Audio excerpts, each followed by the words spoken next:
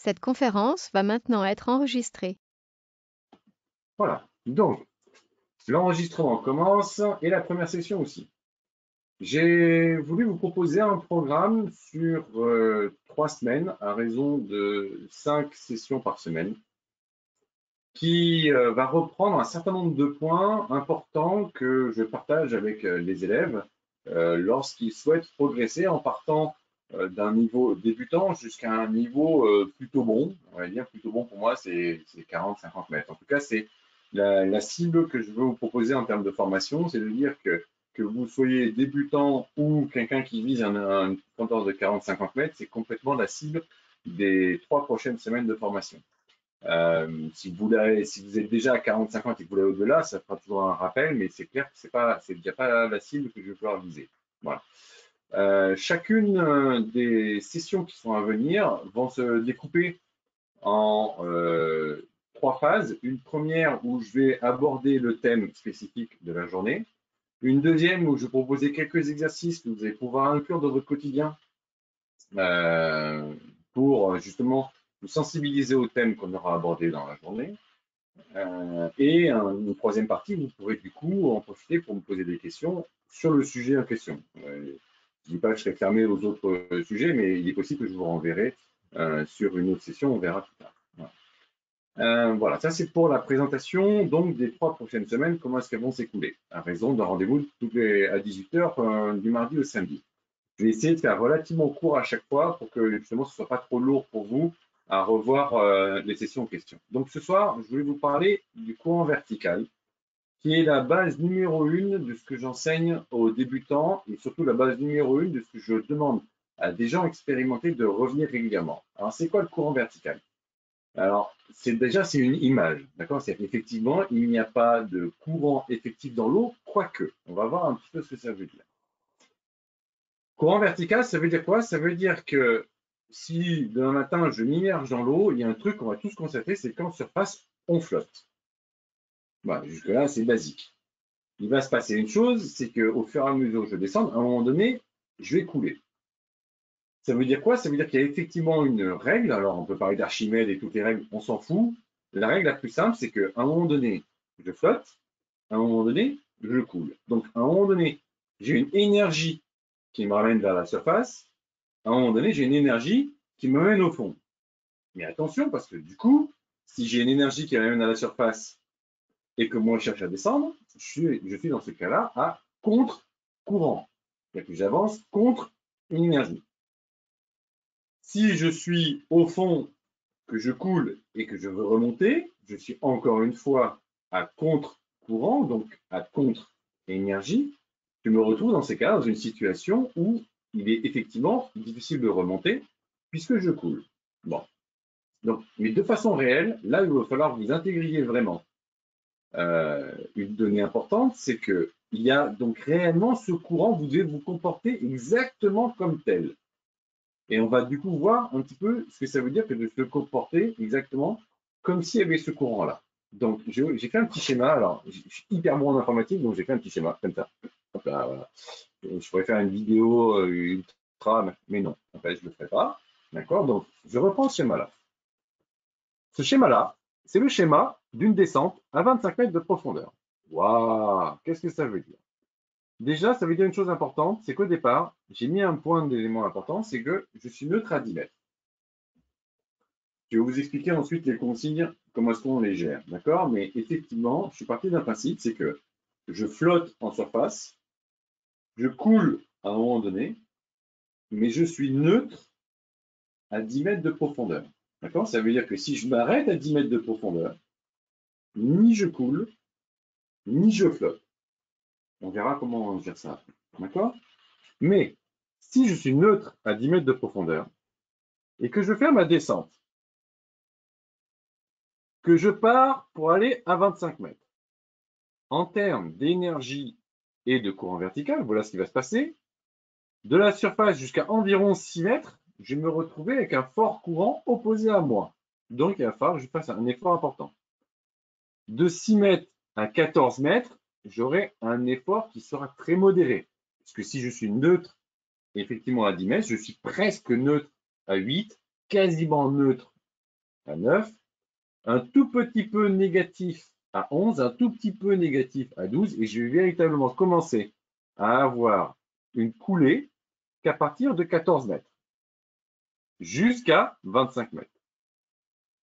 Dès que je vais vouloir remonter, au départ, je vais devoir décoller du fond, donc je vais avoir une énergie un petit peu à dépenser pour rejoindre les quelques premiers mètres, et après, je vais devoir entretenir mon mouvement tranquillement jusqu'à 6 mètres de la surface, où là, de nouveau, je me retrouve à flotter. Bon.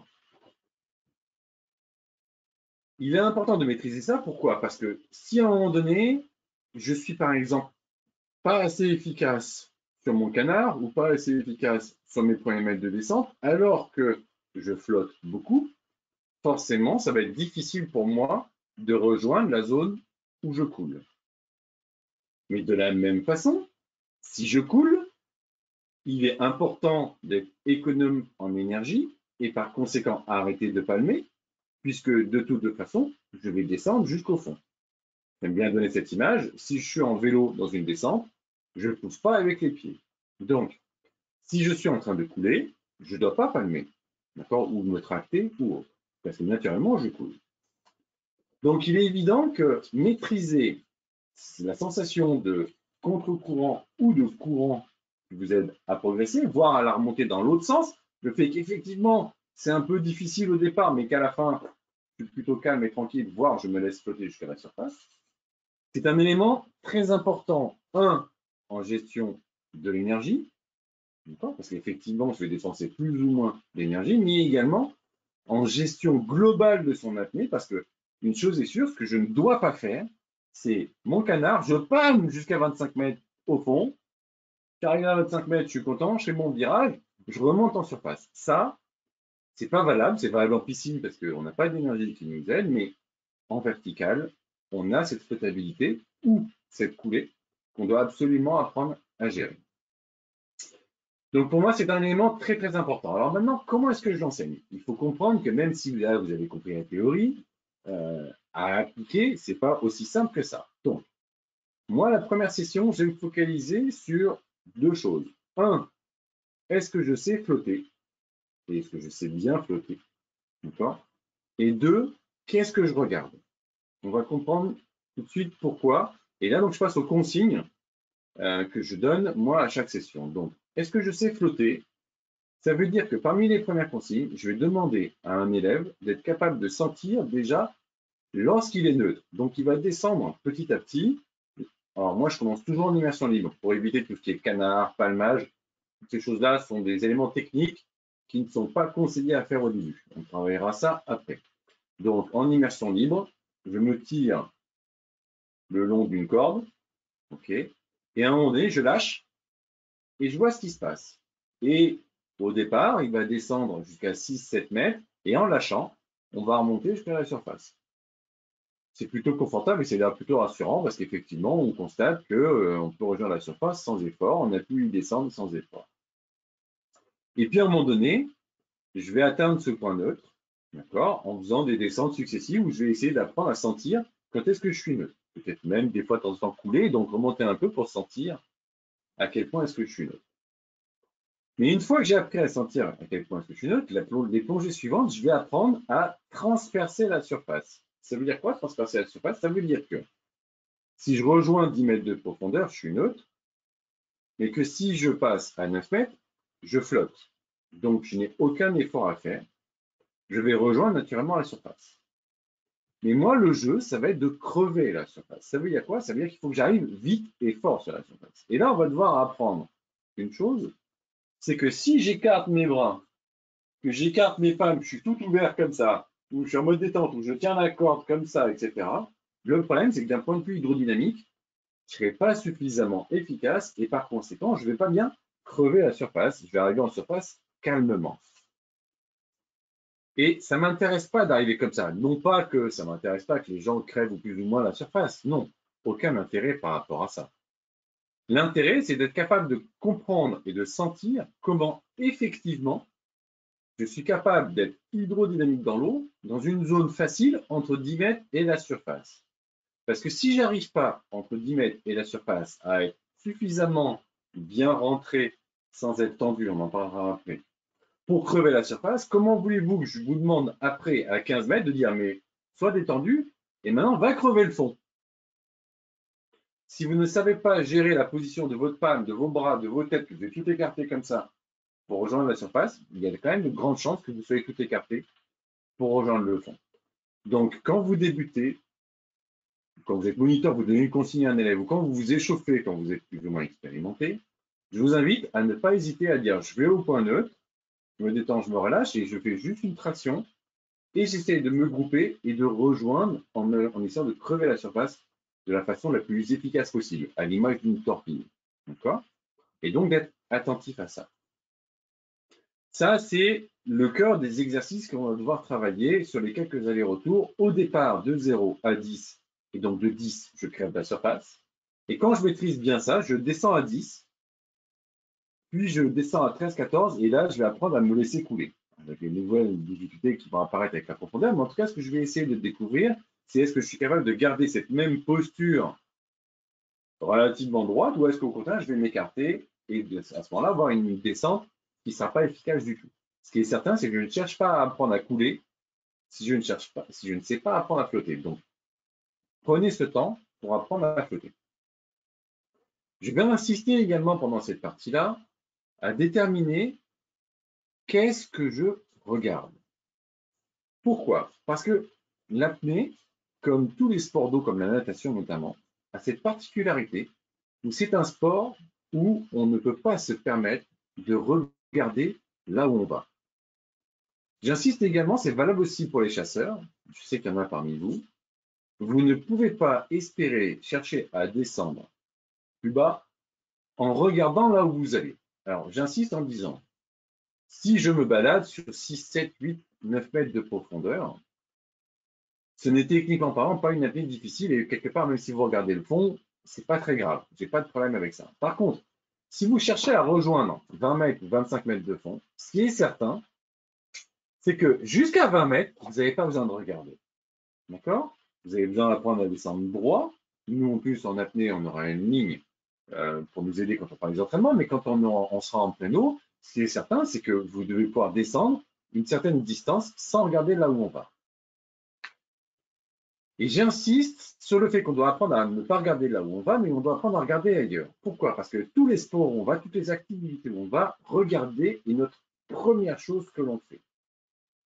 On vous apprend à conduire, vous devez apprendre à regarder la sortie du virage. Vous faites du ski, vous devez apprendre à regarder la direction où vous allez. Vous faites du vélo, c'est pareil. Dans tous les sports, on nous apprend à regarder où on va, sauf les sports de natation. Les sports d'eau, pour plein de raisons, parce que d'abord on est vertébré, que dans l'eau nous appuie comme ça, on est écrasé en arrière, parce que si vous deviez remonter le courant d'une rivière, vous ne seriez pas avec les bras ouverts comme ça en étant de face, mais vous chercheriez à être profilé pour avancer. Et je vous laisse imaginer que si vous êtes profilé pour avancer comme ça, imaginez comme ça un grand vent qui vous appuie, vous êtes bien comme il faut, et vous levez la tête, toute évidence, c'est pas confortable. D'accord? Donc, on part du principe qu'on doit apprendre à ne pas regarder là où on va. Vous n'avez jamais vu un nageur en piscine regarder le mur. Enfin, en tout cas, un vrai nageur. Peut-être le faire si ça fait plaisir, mais c'est pas possible. Donc, vous devez apprendre à ne pas regarder là où on va. Mais apprendre à ne pas regarder là où on va ne veut pas dire qu'on ne doit rien regarder. Et c'est souvent l'erreur. C'est je vais regarder au fond de moi, etc. Ouais. Quand vous aurez atteint le niveau yogi plus 10 peut-être. Mais là, pour le moment, on veut descendre à 20 mètres, donc on s'en fout. Vous devez apprendre à regarder quelque part. Et moi, le premier endroit où j'apprends à regarder, c'est la surface. J'hésite pas d'ailleurs même à me servir s'il y a un bateau ou une bouée un peu loin, d'avoir un repère comme ça, je fais demi-tour et j'essaie de chercher un repère. Parce que le problème, c'est de dire, tiens, j'ai regardé la surface, mais pas au niveau de mes pieds.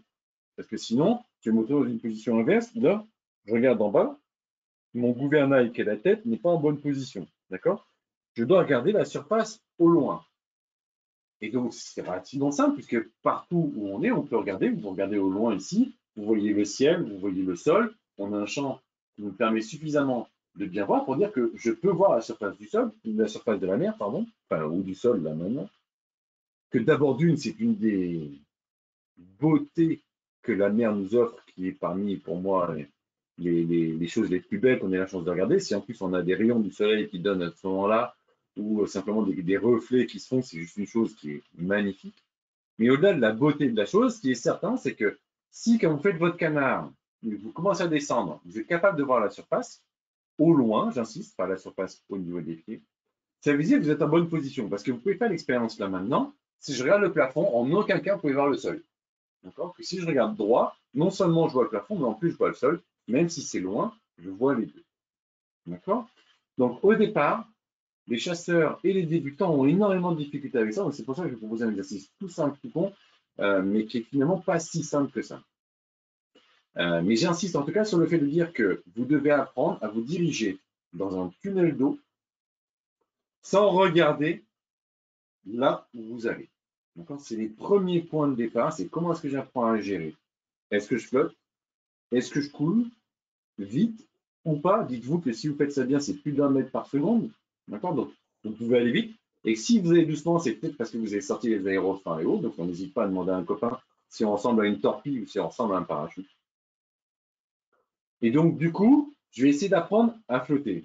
Je vais ensuite essayer d'apprendre à couler et je vais gérer mon lestage pour qu'il soit neutre à 10 mètres. Pour vous donner un indicateur par rapport à ça, c'est environ 1 kg par millimètre de votre combinaison. Il y a une moyenne que je vous donne là, c'est pas valable sur absolument tout le monde, mais n'hésitez pas à commencer comme ça. Si vous avez une combinaison de 5 mm, n'hésitez pas à mettre 5 kg et à vérifier si votre point neutre est aux environs des 10 mètres. Et donc, focalisez-vous sur ce que vous êtes capable de regarder au départ, la surface, et ensuite le bleu absolu. Et là, quand on est très profond, il n'y a plus que le bleu à regarder et notre voyage intérieur à réaliser. D'accord? Mais ce qui est certain, c'est que vous devez absolument insister là-dessus pour des questions d'économie d'énergie, mais également pour une question de confort et de bien-être dans lequel vous serez, qui sont des éléments importants pour pouvoir espérer que la suite se passe bien. C'est-à-dire que si je suis bien dans le confort à ce moment-là, pour espérer que mes apnées se passent bien. Si je ne sais pas maîtriser cette flottabilité, il y a quand même une chance sur 10 pour que je fasse des efforts qui ne soient pas appropriés et qu'en faisant ces efforts qui ne sont pas appropriés, j'arrive en bas avec le cœur qui tape comme ça. Quand on me dit vas-y, laisse-toi couler, mon instinct de survie m'incitera à faire demi-tour. Voilà. Ça, c'était pour le quel est le sujet et comment est-ce que je le travaille. Parmi les exercices que je vous propose de travailler à 7, je vais vous proposer, et c'est valable aussi même pour les plus confirmés parmi vous, de ne pas hésiter à régulièrement apprendre à se déplacer en regardant autrement que là où vous allez. Voire même, pour les plus doués parmi vous, de ne pas regarder du tout. C'est-à-dire, je ferme les yeux et je me dirige d'ici à là-bas. Alors, faites gaffe quand même qu'il n'y ait pas deux, trois obstacles et des copains qui fassent des blagues, d'accord? Mais faire les yeux fermés n'est pas forcément un objectif. En revanche, apprendre à se déplacer en regardant autrement, ça peut se faire très facilement, ponctuellement, et c'est pour ça que je vous invite à le faire dans votre quotidien, et c'est ce que je vais vous proposer au fur et à mesure des sessions dans les jours qui viennent, des petits exercices au quotidien. Donc, le premier exercice, le plus simple, c'est juste de dire, tiens, je suis là debout, je vais me diriger par là-bas, par exemple, et bien ce que je vais regarder, c'est le sol. Pourquoi? Parce qu'en regardant le sol, je vais me diriger effectivement dans cette direction-là, d'accord? Mais mon repère visuel, ce sera le sol. D'accord? Avec le champ visuel que j'aurai. Et je vais donc apprendre à me débrouiller, à me diriger vers le sol là-bas, et donc à essayer de capter si au départ j'ai vu des choses dangereuses. Non, donc ça veut dire juste à me repérer, à me mettre comme ça et à regarder dans cette direction-là. Vous verrez, c'est pas très compliqué à faire, mais ça demande quand même un petit peu de concentration. D'autant que la deuxième partie, et là, il va falloir repérer un peu les lieux, mais c'est quelque chose de plutôt marrant, c'est vous inviter à faire ça dans l'autre sens, c'est-à-dire, par exemple, suivre un fil électrique. Vous vous retrouvez dans un chemin de campagne, ou moi par exemple j'ai un chemin juste ici à côté, ou que ce soit, ou même tout simplement vous pouvez le faire aussi en ville avec un gratte-ciel et vous suivez la ligne des gratte-ciel. Quoi qu'il en soit, c'est de dire que vous regardez dans une direction alors que vous vous dirigez dans une autre, que vous suivez la route et vous regardez le ciel et le fil électrique. Ça peut paraître bête comme exercice, mais c'est vraiment très important à savoir réaliser parce que c'est un moyen de vous entraîner à vous dire effectivement, je vais apprendre à me déplacer dans l'eau avec d'autres repères que la vue. Il va falloir que vous appreniez à faire et vous verrez qu'en développant dans l'eau, vous apprendrez à sentir si vous êtes vertical ou pas, en regardant la surface, si vous décollez en vous éloignant ou pas, en apprenant à sentir également le défilement de l'eau, en apprenant à sentir avec vos mains qui sont comme ça, si effectivement vous êtes plutôt avec un appui dans un sens ou plutôt un appui dans l'autre pour apprendre à vous diriger comme ça, quoi qu'il en soit, c'est apprendre à se diriger sans regarder là où on va. Et sauf à avoir la chance d'avoir un parcours chez vous avec des fils, vous êtes capable de suivre comme ça, le plus simple, c'est de te dire, tiens, si je regardais le sol pour avancer tout droit, ou si je regardais le ciel pour avancer tout droit, ou encore mieux pour reculer. Alors celle-là, elle est encore vachement plus drôle. est vachement plus difficile. Ça, c'est pour l'initiation et la reprise pour tous ceux qui sont un peu confirmés. L'exercice que je vais demander de faire ensuite, lorsque vous êtes un peu confirmé, lorsque vous êtes confirmé, c'est d'apprendre à être capable de passer d'une phase de je fais un geste à je n'en fais pas et je suis détendu et groupé. Alors là, ça veut dire quoi? Là, il va commencer à avoir de la mise en scène. Il va falloir que vous soyez hyper tolérant avec moi parce qu'en plus, j'en ai encore prévu plein. Alors, pas ce soir, mais pour d'autres mises en scène de palmage et autres. Mais je vais vous expliquer un peu la mise en scène. Elle est relativement simple. Je recule un petit peu là. Hop là. Bien vu un morceau de palme. Mais c'est de dire que vous êtes dans votre quotidien, où vous êtes en train de faire une séance de sport quelconque. Vous êtes en train de faire quelque chose, en train d'attendre, par exemple, dans un ascenseur, un escalator, une entrée de métro ou autre, d'accord? Et se dire, tiens, ben là, je viens de faire des choses, de bouger, de marcher, etc. Et tiens, et si j'essaie de me regrouper et me détendre. Donc, ça veut dire me regrouper et me détendre, ça veut dire juste que je range mes deux pieds l'un à côté de l'autre, comme si je rangeais mes palmes, que je range mes deux mains l'une à côté de l'autre, comme ça, et j'attends.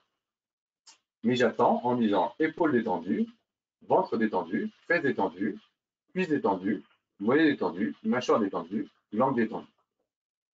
Et là, vous allez voir que finalement, ça prend un peu de temps.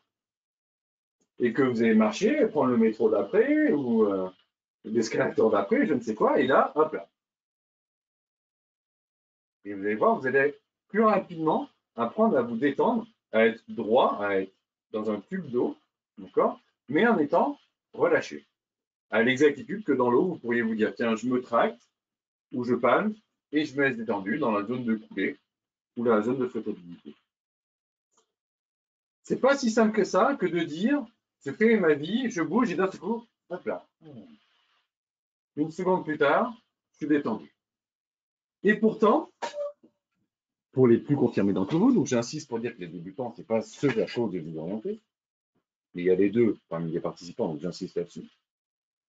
De faire ce petit geste-là au quotidien va rentrer chez vous une routine qui, du coup, vous permettra que lorsque vous chercherez à enchaîner dans l'eau, à dire, je me déplace par exemple en tractant ou en palmant et pouf, je me calme, je suis détendu,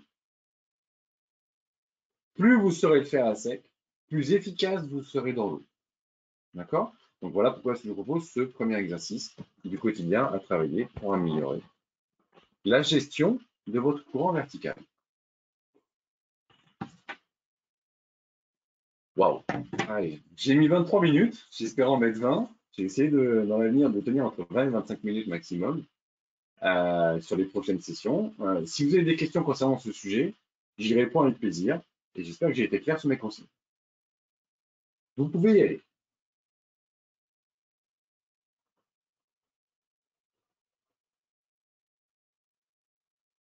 C'était limpide comme de l'eau de roche, du coup, il n'y a même pas de questions. Pas mal ton conseil d'exo, je vais tenter. Merci, Franck. Il n'y a peut-être pas de questions, vous me direz.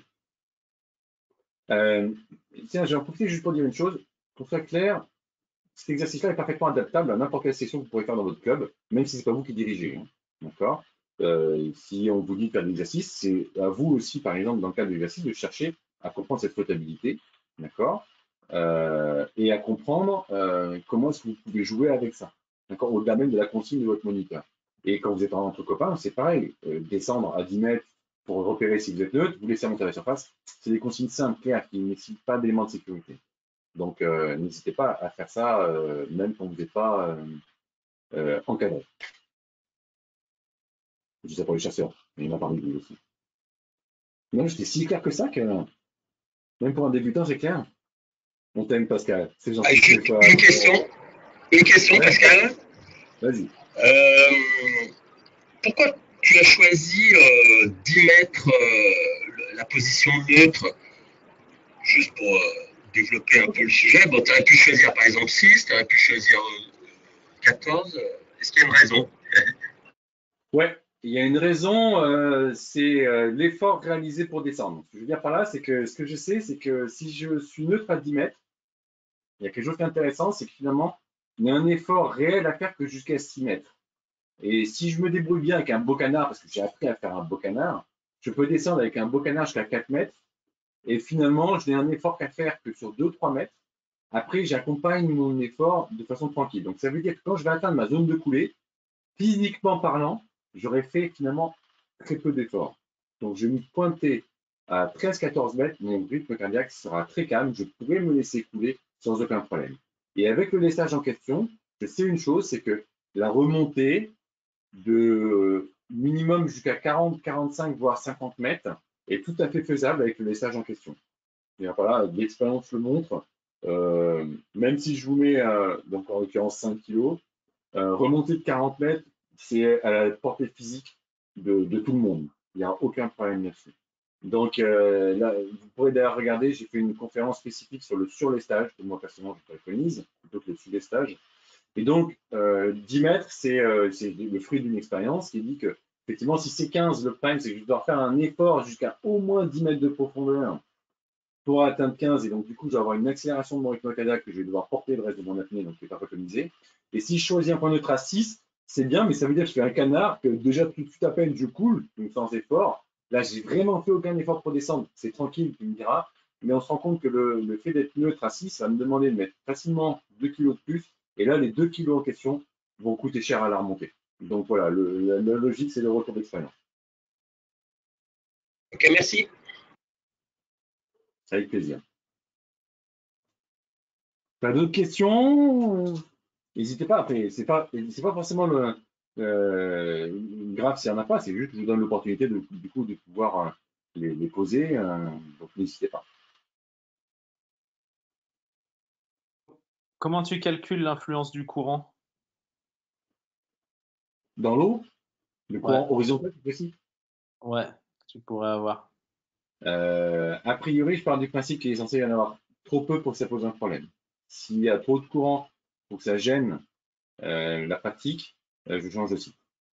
Parce que par rapport à des débutants ou à des gens qui viennent de régions où ils sont en fosse toute l'année, on a quand même constaté qu'il y avait des deltas qui pouvaient être parfois assez importants sur les profondeurs atteintes.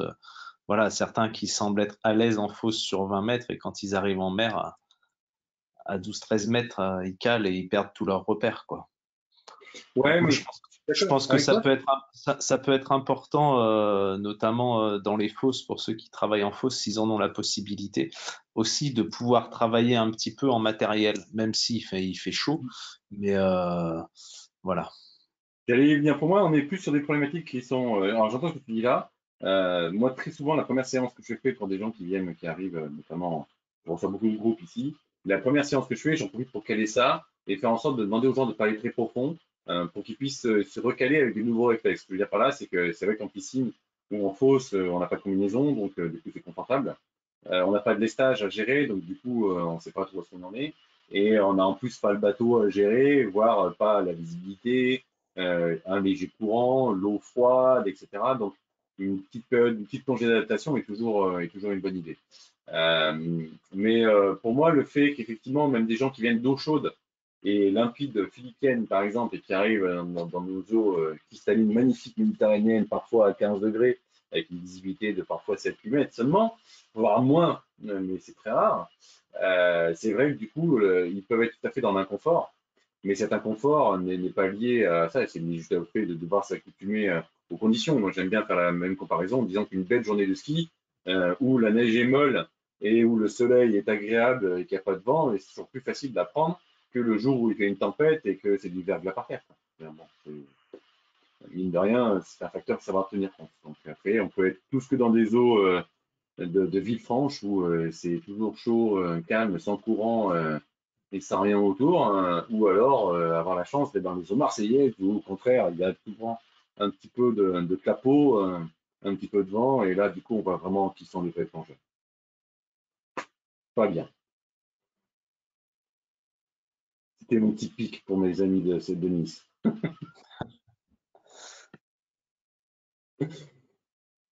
Voilà, donc là, si les conditions sont pas agréables, moi je change de conditions, je fais en sorte que ce soit un plaisir pour tout le monde. D'ailleurs, c'est aussi pour ça que je propose des combinaisons qui sont adaptées, donc on en parlera tout à l'heure. Voilà, donc écoutez, s'il y a une autre question, n'hésitez pas. S'il n'y en a pas, eh ben, écoutez, je vous invite à ce qu'on se revoie demain et puis on aborde le sujet suivant. OK? Merci Pascal. Allez, bise. Pas d'autres questions? Eh bien, écoutez, si j'ai été limpide et qu'il n'y a pas eu de questions, je vous dis donc à demain. Allez, bise. Merci, ciao. Ciao, ciao. Merci, à demain, Pascal. Pascal.